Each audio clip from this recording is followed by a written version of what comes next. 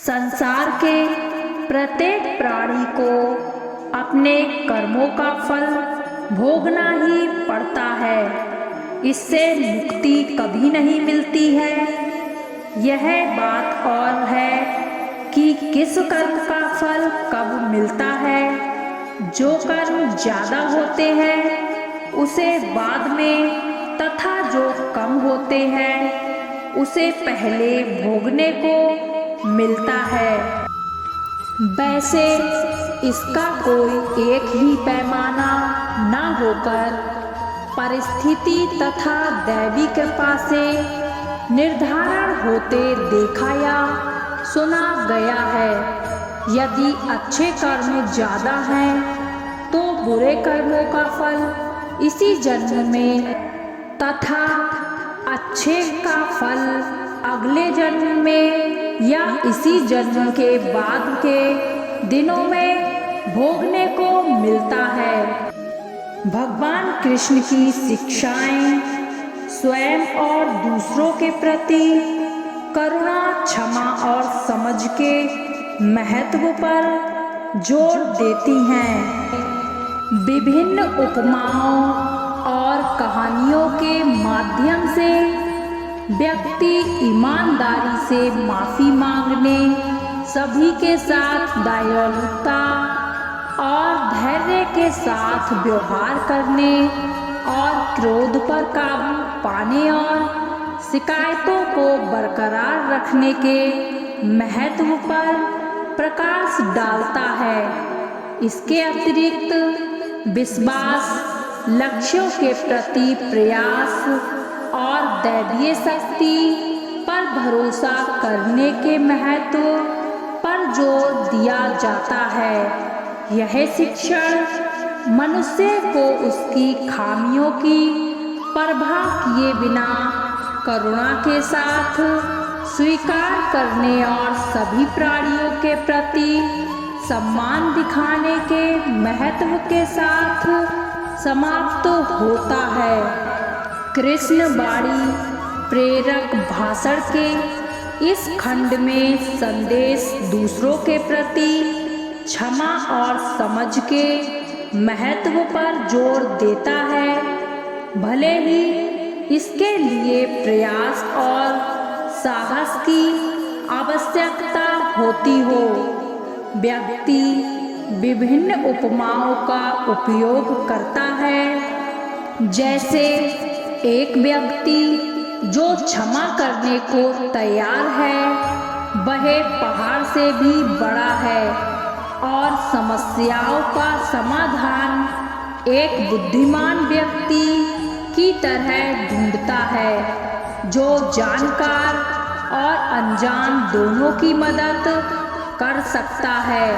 हालांकि एक घमंडी व्यक्ति को आसानी से नहीं समझा जा सकता है और अतः स्वयं पर विश्वास रखना और धैर्य रखते हुए और कठिनाइयों का सामना करते हुए अपना कर्तव्य पूरी लगन से निभाना आवश्यक है। गीता के बोल श्रोताओं को यह समझने के लिए प्रोत्साहित करते हैं कि जीवन की जटिलताओं के लिए प्रयास की आवश्यकता होती है और यह स्वीकार करना कि हर कोई गलतियां करेगा और अतः इन अनुभवों से सीखना हम पर निर्भर है। कृष्ण वाणी के प्रेरक भाषण के इस खंड में कठिन समय में भी रिश्तों को बनाए रखने और दूसरों के प्रति दया दिखाने के महत्व पर जोर दिया गया है। वक्ता इस बात पर जोर देता है कि जब हम दूसरों के संकट का सामना करते हैं तो हम अक्सर पिछली यादों को याद करते हैं, जिससे सभी के साथ प्यार और धैर्य से व्यवहार करना अति आवश्यक हो जाता है। ईमानदार, संवेदनाशील एक शक्तिशाली उपकरण है जो उन लोगों को सांत्वना दे सकता है जो खुद को सांत्वना देने में सक्षम नहीं है।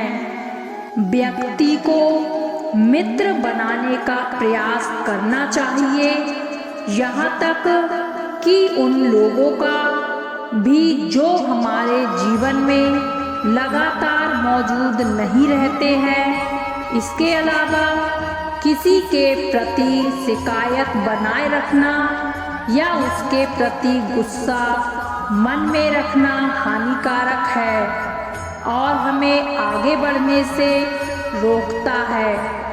यहाँ तक कि स्वर्गीय प्राणियों की भी अपनी कमजोरियाँ और ताकतें हैं और हमें भी अपनी खामियों के प्रति सचेत रहना चाहिए। भाषण आत्मविश्वास के महत्व, अपने लक्ष्य के लिए प्रयास करने और अतः ईश्वरीय शक्ति पर भरोसा करने के साथ समाप्त होता है। भगवान कृष्ण को मनुष्य को उनकी खामियों की परवाह किए बिना करुणा के साथ स्वीकार करने पर जोर दिया गया है। किसी को भी किसी का अपमान नहीं करना चाहिए, भले ही उसे उतना सम्मान ना दिया जाए। किसी की शक्ति या शक्तिहीनता यह निर्धारित नहीं करती कि उसे जीवन में कितनी पीड़ा का सामना करना पड़ता है।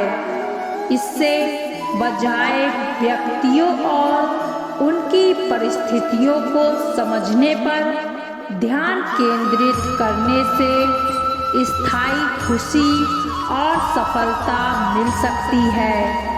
एक साधु के बारे में एक कहानी साझा की गई है जिसने बाढ़ के दौरान जान बचाने की कोशिश में करुणा और दृढ़ता दिखाई। लोगों को एक दूसरे की मदद करने और कठिन समय के दौरान आशावान बने रहने के लिए प्रोत्साहित किया।